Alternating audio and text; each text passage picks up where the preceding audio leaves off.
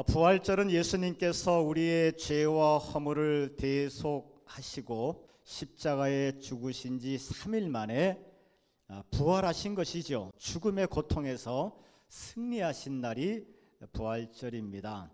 예수님께서 우리를 죄와 저주의 고통에서 해방시키셨다.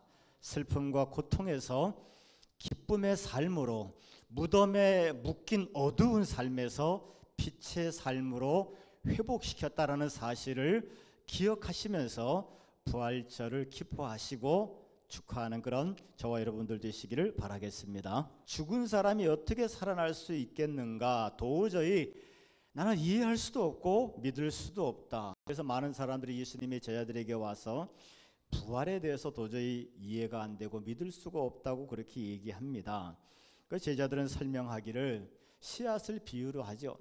씨앗은 겉으로 볼 땐 완전히 메말랐고 딱딱해서 죽은 것처럼 보이는데, 그 씨앗이 우리가 볼 때는 마치 죽은 것처럼 보이는데 이게 흙 속에 묻히게 되고 시간이 지나면 거기서 파란 생명의 싹이 돋아오르는 것처럼 부활도 그렇다. 우리의 눈에 보기에 죽은 것처럼 보일지라도 죽은 것이 아니다.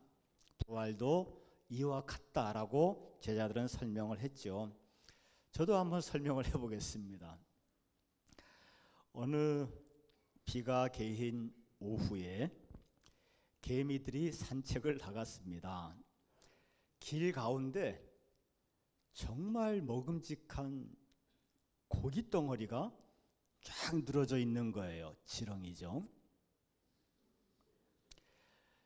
개미들은 너무나 기쁜 나머지 지렁이한테 달려들어서 지렁이와 사투를 벌이는 겁니다. 지렁이도 가만히 있지 않고 꿈틀거리다 보니까 지렁이 위에까지 기어 올라갔던 개미들이 굴러 떨어지고 머리 깨지고 발 꺾이고 난리가 났으며 사투를 벌이는 거예요. 개미들은 어떻게 하든지 이 지렁이를 끌고 가야 되는 것이고, 이 고기 덩어리를, 지렁이는 살겠다고 꿈틀거리는데 개미들이 워낙 악착같이 공격을 하니까 지렁이가 마침내 기운을 잃고 기절했습니다. 이제 개미들은 이 큰 고기 덩어리를 개미굴로 끌고 가야 되는데 아주 대대적인 수송 작전을 벌이죠. 그걸 가만히 지켜보던 오늘 최주성이가 세례받았으니까 최주성이가 가만히 지켜보니까 지렁이가 너무 불쌍한 거야. 그래서 가지고 있던 나무젓가락으로 지렁이를 탁 집어서, 이제 좀 있으면 개미굴 속으로 끌려 들어갈 판국이에요. 굴 앞에서 딱 집어서 저쪽 풀 속에다가 옮겨줬어요. 갑자기 이 고기 덩어리가 하늘로 붕 올라가더니 시야에서 멀리 사라졌어요. 개미들은 그야말로 망연자실하는 거죠. 도저히 이해할 수 없고 상상도 할 수 없는 일이 벌어진 거예요. 보이지도 않고. 왜? 개미들은 2차원으로만 인식한대요. 눈이 시야가 좁으니까 2차원적인 시야만 가지고 있는데, 그것이 바로 개미의 육체의 한계입니다. 육체라고 하는 것은 한계가 있는 거예요.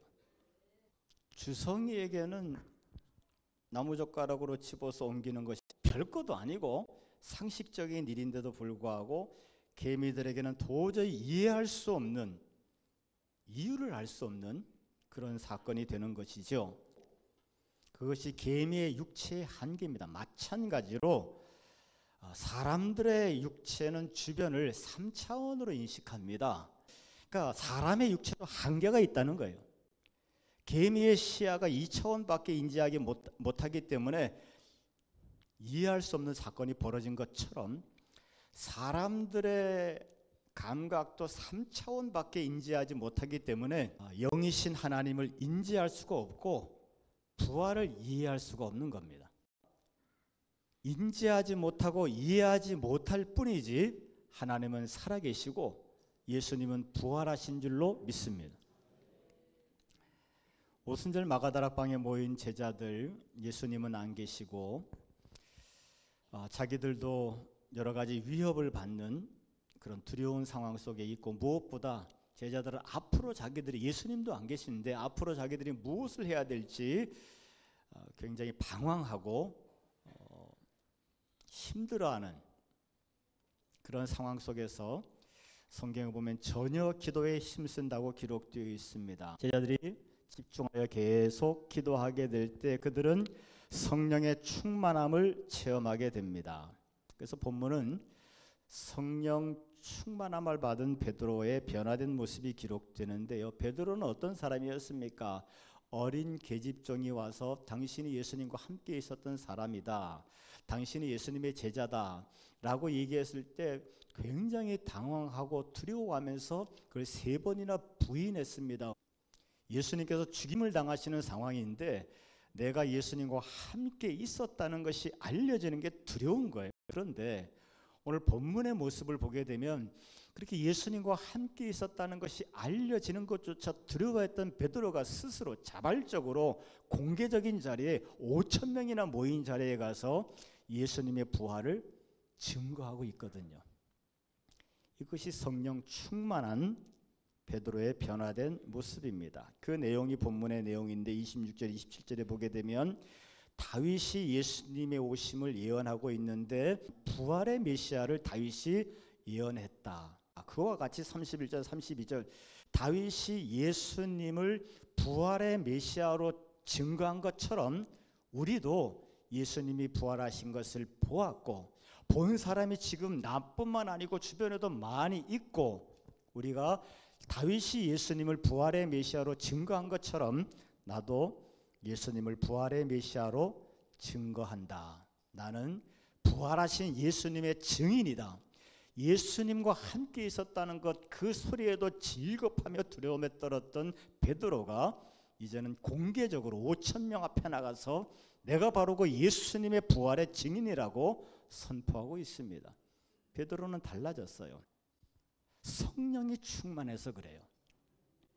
베드로가 성령이 충만하니까 육체의 한계가 깨어지고 영적 시야가 열리는 겁니다. 성령 충만한 이후에 보는 것이 달라지고 듣는 것이 달라지고 결단하는 것이 달라지고 두려워하는 마음이 담대한 마음으로 바뀌게 된 줄로 믿습니다. 신앙생활을 제대로 하고 싶습니까? 오늘부터 1년 동안만 기도해 보세요. 하나님, 내가 성령 충만하게 하여 주시옵소서. 증인이 무엇입니까? 남들이 보지 못하는 것을 본 사람이에요. 증인이 무엇입니까? 남들이 말하지 못하는 것을 말하는 사람들입니다.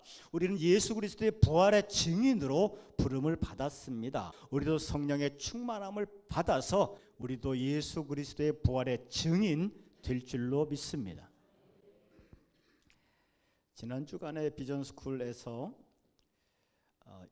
예수님의 부활을 전하는 땅밟기 행사를 하면서 동네를 한 바퀴 이렇게 돌았어요. 또 그 후에 보니까 금요일 날은 또 전도했어요. 그리고 어제는 맛있는 떡볶이를 해서 전도한 아이들을 초청했어요. 무려 15명이나 왔답니다. 예수님의 부활에 증인된 모습을 보인 거죠.